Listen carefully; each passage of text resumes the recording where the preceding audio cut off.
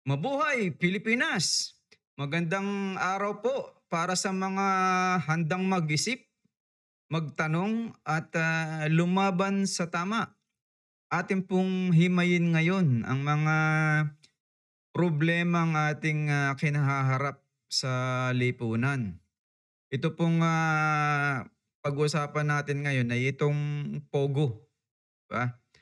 Ako po ay talagang naiinis na kasi tuwing umaga, tanghali, hapon, malimit akong makatanggap ng anonymous call ng iba't ibang number na ang nakalagay, ang nakalabel dun sa mga number na yon ay suspected spam. Ha? Napakadami po niyan. Alam ko nakakaranas kayo niyan araw-araw, 'di ba? So, saan ba nanggagaling 'tong mga lintik na mga callers na 'to, 'di ba? 'Yan po ay yang mga pogo, 'di ba? Na diyan nanggagaling lahat ng tawag, 'di ba? Yang lahat ng mga numbers na 'yan na ginagawan nila ng paraan para ma-registered, 'di ba? So, illegal 'yan, 'di ba? Illegal ang mga pinaggagawa ng mga 'yan. So, ako talaga 'pag nakakatanggap ng tawag na ganyan, talagang minumura ko, 'di ba? Ginagawan ko talaga ng napakatinding pagmumura, ha? At sasabihin pa nila galing sila sa ganitong insurance, naggaling sila sa ganitong loan na mga sari-sari pong panloloko. Panoorin po natin at titingnan natin kung sino ba talaga ang dapat sisihin diyan, 'di ba? Panoorin po muna natin 'tong video at na magkaroon tayo ng background sa problema nitong mga pogo na 'to. Bago sa saksi, sinalakay isang pogo sa Parañaque na nag-ooperate pa rin sa kabila ng pogo ban. Ayon sa DOJ, kada palapag ng gusali, iba't ibang scam umano ang nag-ooperate. Saksi, si Salima Refra. Galing.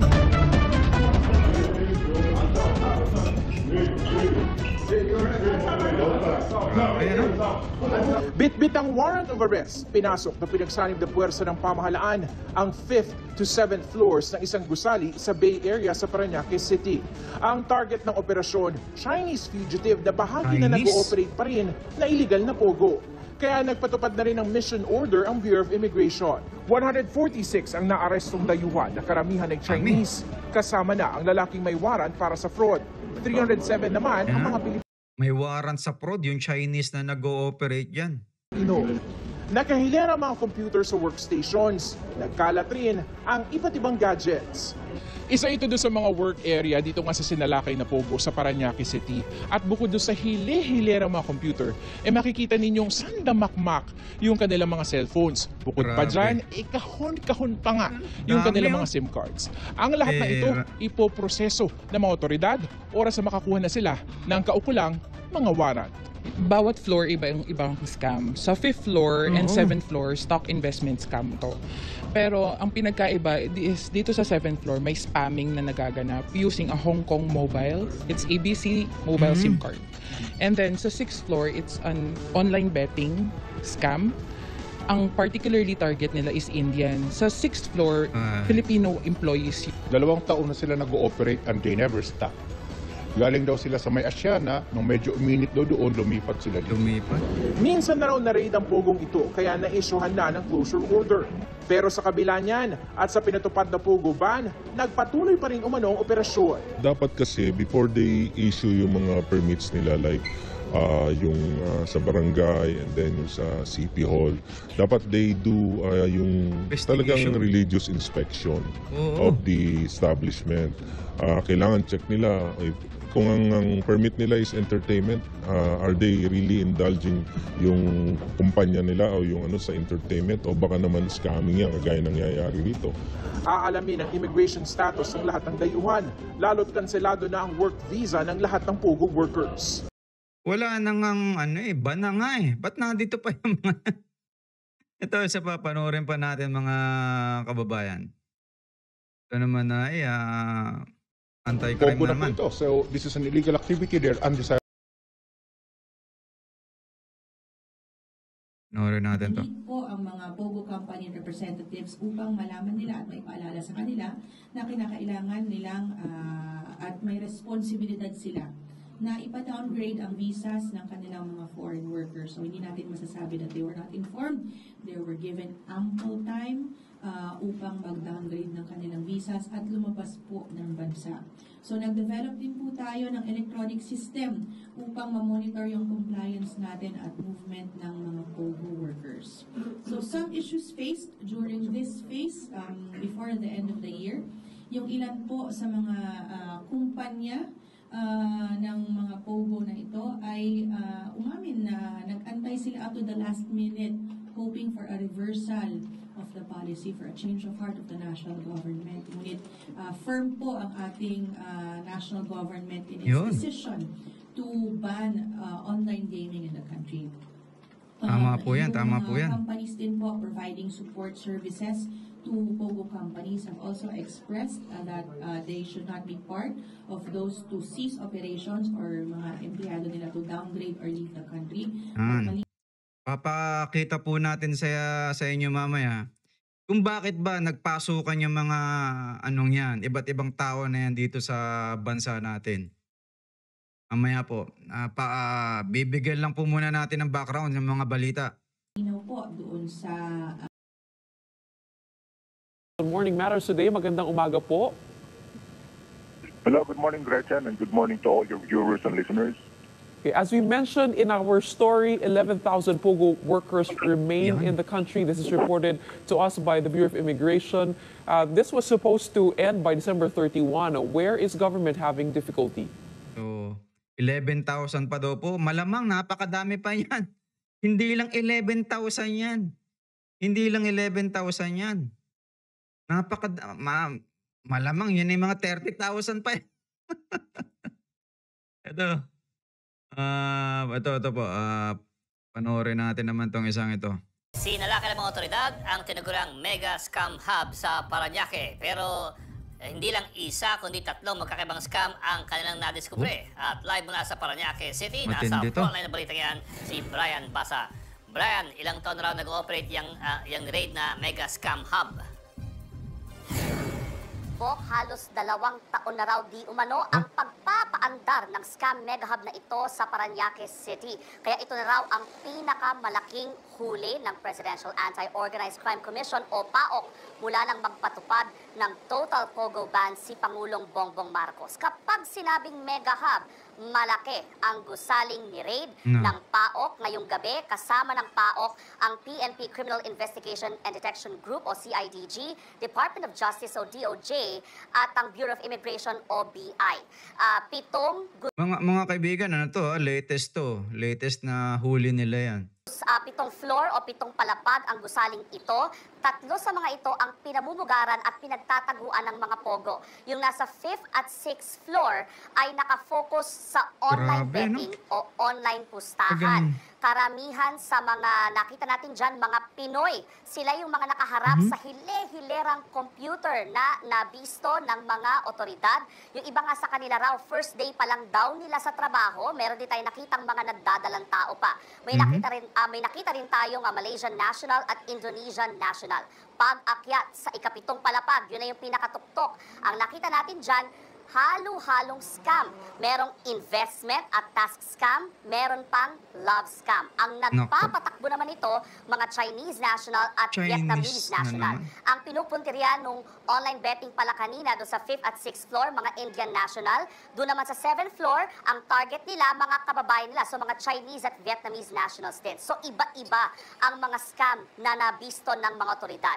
Kapansin-pansin din, lalo na sa 7th floor, kung nasa na mga Chinese at Vietnamese national, sangkatutak na smartphones at sangkatutak na SIM cards ang nakita natin. Typical sa mga POGO raid. Pero ang interesante rito, yung ilan sa mga SIM card na ginagamit nila, foreign SIM cards. Galing daw sa Hong Kong, pero ito raw ay iimbestigahan pa ng mga otoridad. Ang ginagawa o ang siste ng mga nagtatrabaho dito sa POGO hub na ito o scam hub na ito, magre-register sila gamit ang mga peking detalye para ma-register yung mga SIM card saka sila gagawa ng maraming online messaging account. Kaya Ayun. sila makakapagkunwari bilang iba-ibang tao para makapambudol ng kanilang mga biktima. Isa pa, kailangan ding malaman dito kung bakit medyo natagalan ang pagsawata sa mga scam na ito ay dahil mahigpit ang seguridad sa buong gusali. Halos bawat sulok may CCTV camera. Matindi, no? At napansin din natin sa second floor naman, ito yung pinaka-admin office ng Grabe. gusali. Merong business permit doon mula sa Parañaque City Local Government. Pero entertainment ang nakaregister. Kaya paalala ngayon ng PAOK sa mga local government, suriing mabuti lahat ng nag-a-apply ng business permit. Baka mamaya, iba pala ang kanilang negosyo o pinagkakakitaan sa loob. At dahil din dito sa raid na ito o sa insidenteng ito, maaaring pagpaliwanagin ng Parañaque Local Government kung bakit Aba, nakalusot syempre ang naman. scam mega hub na ito. So mga kaibigan, na nakita po natin yung kung ano-anong pang-scam na ginagawa ng mga POGO operators na yan. Di ba? So dito nga, itong report din online, noong 2020 pa to, diba? Panahon pa ni Duterte. China's clandestine gamble in the Philippines. Diba? The rapid expansion of Philippine offshore gaming operators or POGOs is linked to rising Chinese influence on the government of Rodrigo Duterte.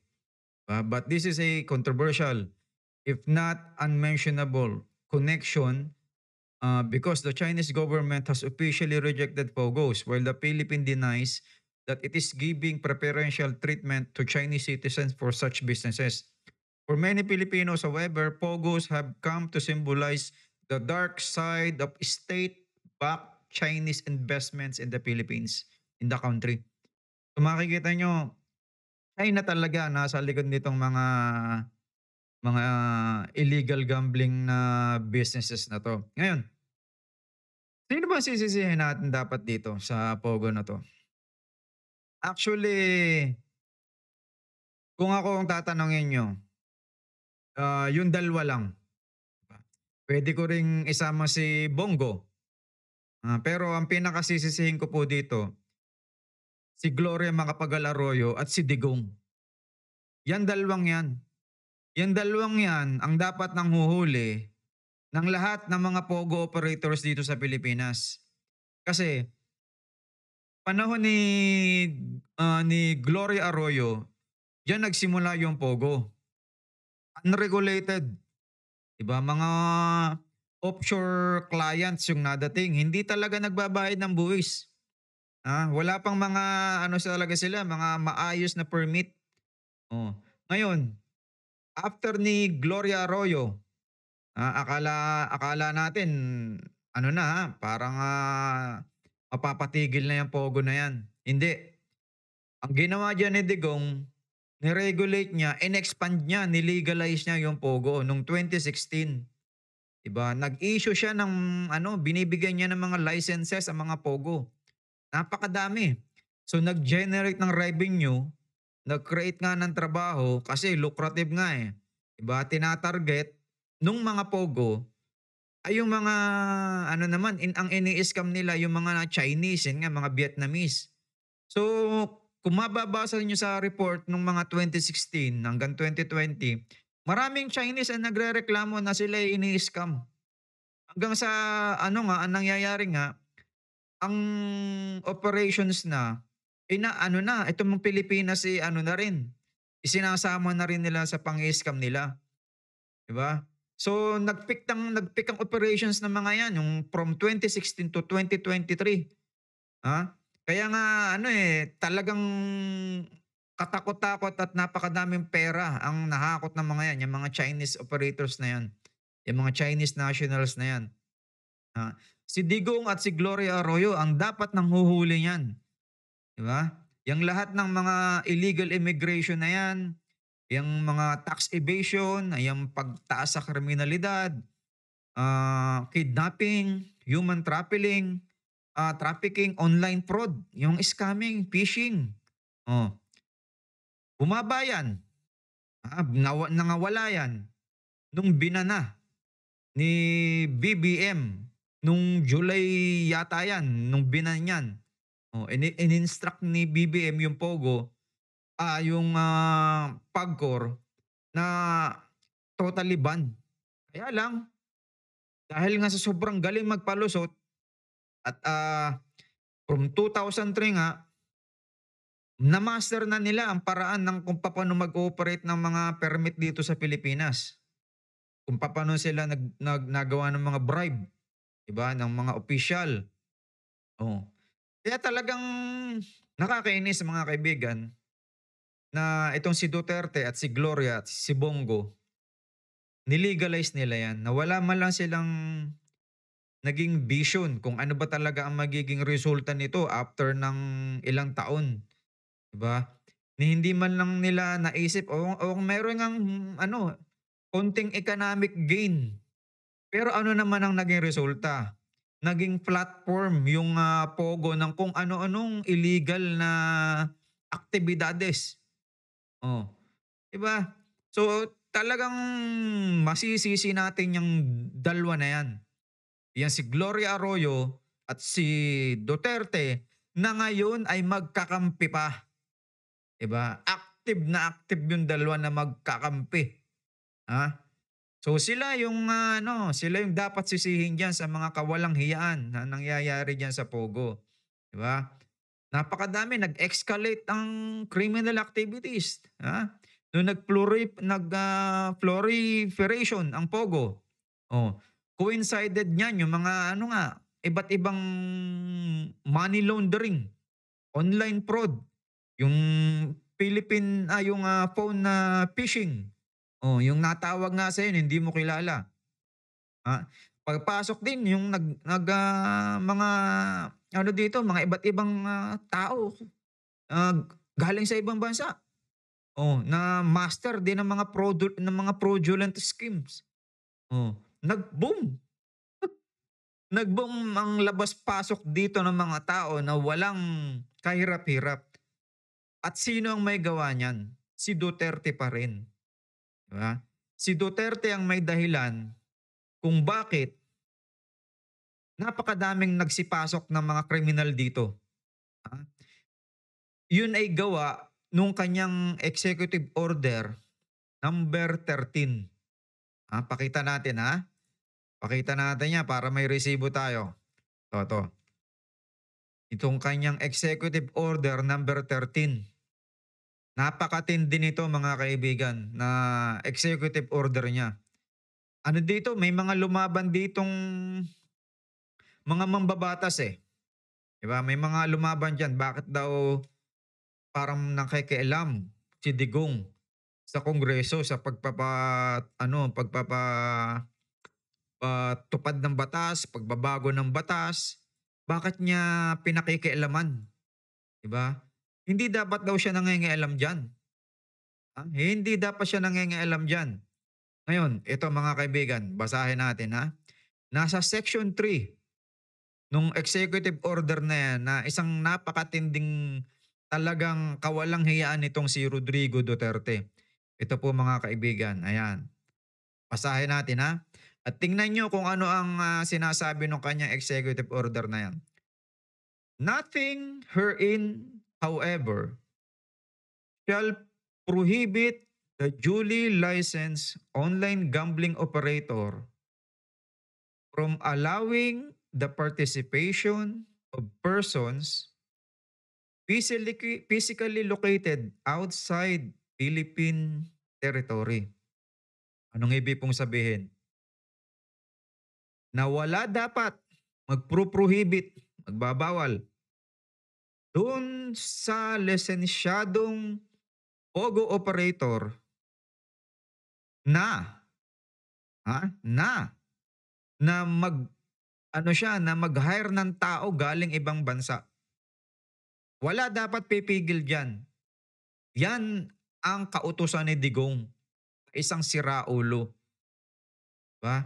Na yung Pogo operator ang bahalang magpapasok nung illegal alien na yun. Yun ang bahala. Diba? Yung duly licensed online gambling operator. Sila ang kukuha ng tao. Kaya Labas-masok ngayon yang mga yan, 'di ba? Wala nang control, 'di ba, ang Philippine government, yang PAGCOR. Kasi nagkakabayaran diyan, eh. Hmm? Yan ang lakaran. Kaya itong ginawang order na ito ni Dugong, dapat siya nang huhulinan. Siya dapat, 'di ba? Nalabas dapat siya, pagpasama siya sa mga DDS at hulihin lahat yung mga illegal aliens na yan. Oh. Sari-sari na ang nangyayari sa Pilipinas sa pinaggagawa ni Digong dito. Yung pogo na yan. Ha? Kaya hindi na dapat talaga tumatanggap ng kahit anong posisyon yung mga Duterte. Wala na eh. Hindi na talaga pang Pilipinas na kabutihan ng pakay nila eh. Puro, alam mo yon, ay na. Diba? Wala nang bukang bibig yung mga yan. Kundi pagpapaganda ng close relationship nila sa China. Ha? Kaya hindi na dapat talaga bigyan ng kahit anong posisyon yung mga Duterte na yan. Ha? Hindi na dapat. Yang si Gloria Arroyo, isa rin yan. Hindi na dapat nagiging congressman yan, congresswoman. Nag-a-attract ng foreign gamblers sa mga walang hiyang yan na kung ano-ano naman ang ginagawang kabulastugan dito. Ha? Dati foreign clients ang binibiktima nila, ngayon mga Pilipino na rin. Nasabak na rin sila dito ng katakot-takot na pagmamonitor sa sistema natin. Oh. Recruit sila ng foreign workers.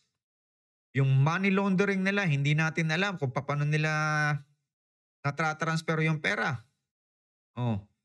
Meron pa bang control dyan? May oversight pa dyan ng Philippine government? Wala na. Kaya yan ay dapat matanggal.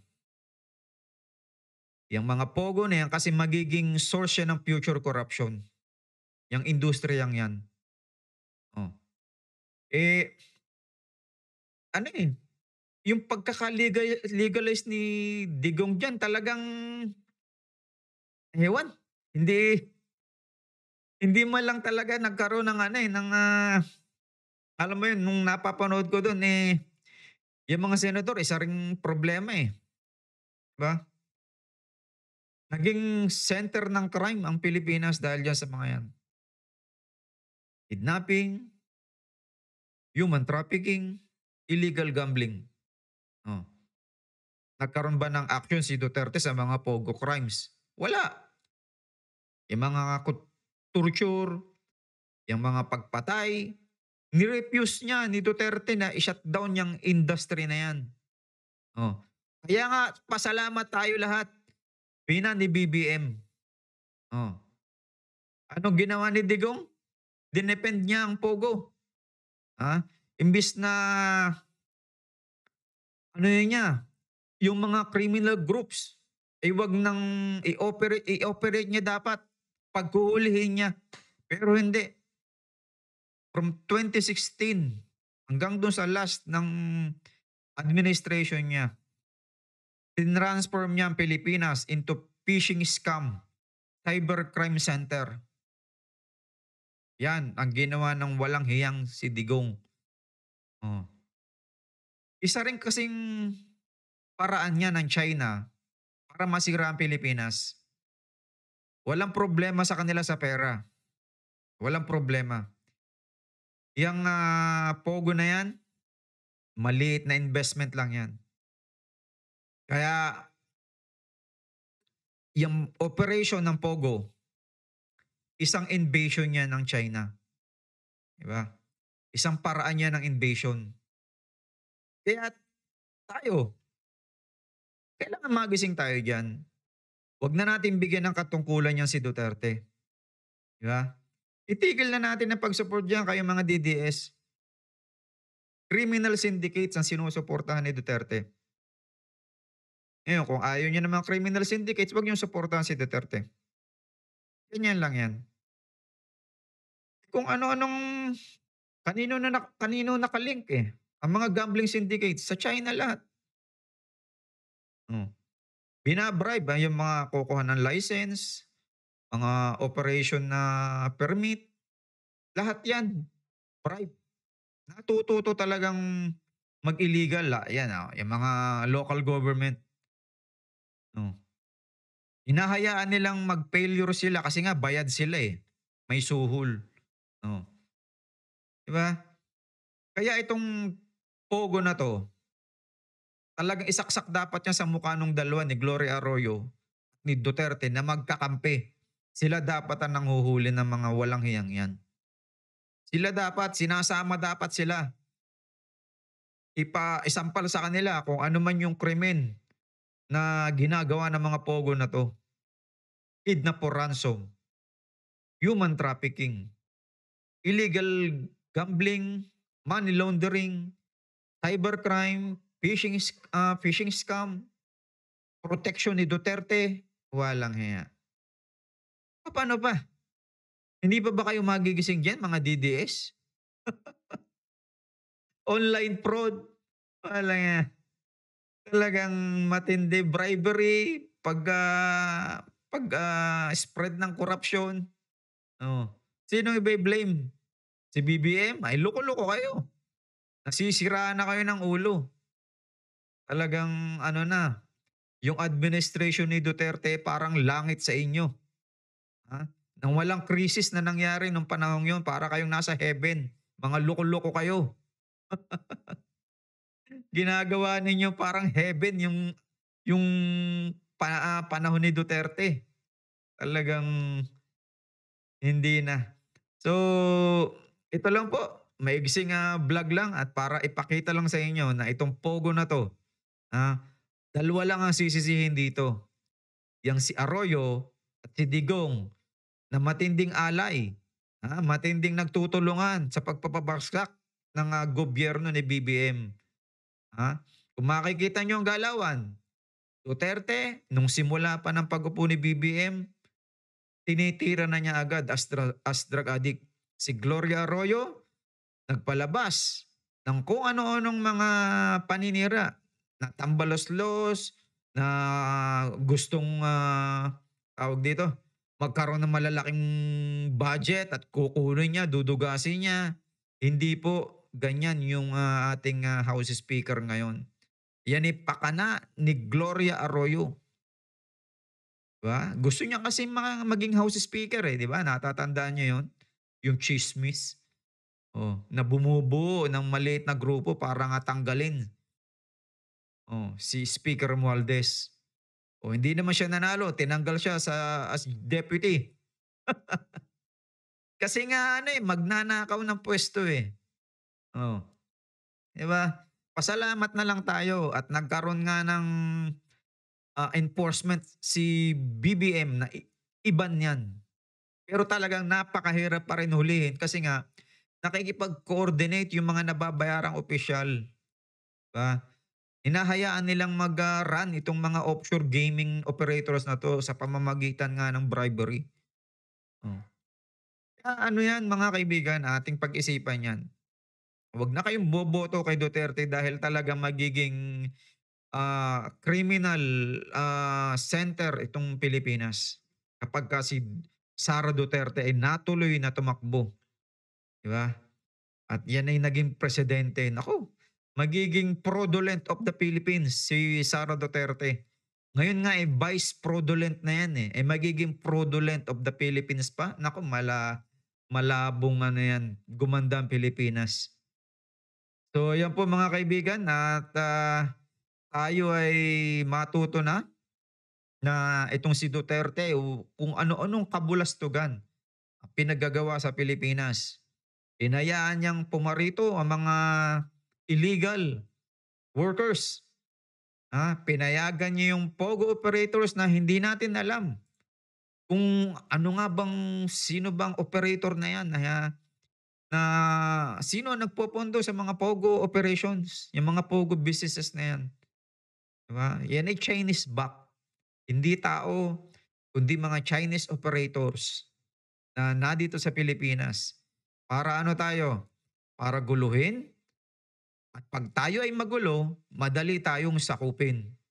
Kung ganyan lang po, para-paraan yan, isang way of invasion na gawin mong magulo yung lipunan ng isang bansa para madali mong masakop. Ha? Ganyan lang mga kaibigan at tayo sana po, tayo ay mag-isip, magtanong at lumaban para sa tama. Pagmamahal sa katotohanan, sa kalayaan at sa kapayapaan ng ating bansa. Labanan natin po ang mga panloloko ni Duterte, panloloko ni Bongo, panloloko ni Bato. Yan tatlong yan, wag na wag po nating tatantanan yan ng, alam nyo yun, ng kung anumang balita ang naririnig natin dyan, kung anumang mga propaganda ang sinasabi nila, wag natin paniniwalaan. Wag tayong magpapauto, wag tayong magpapabudol. Mga mangbubudol yung mga yan, yung mga kulto ng Davao. Yan tatlong kulto ng Davao. Yung kulto ni Duterte, kulto ni Kibuloy, at yung isa pang kulto ni Marcoleta. Huwag po tayo magpapaloko dyan sa mga tatlong kulto na yan. So hanggang dito lang po. Maraming salamat at sana nga po tayo ay laging nasa mabuting kalagayan. Mabuhay po kayong lahat.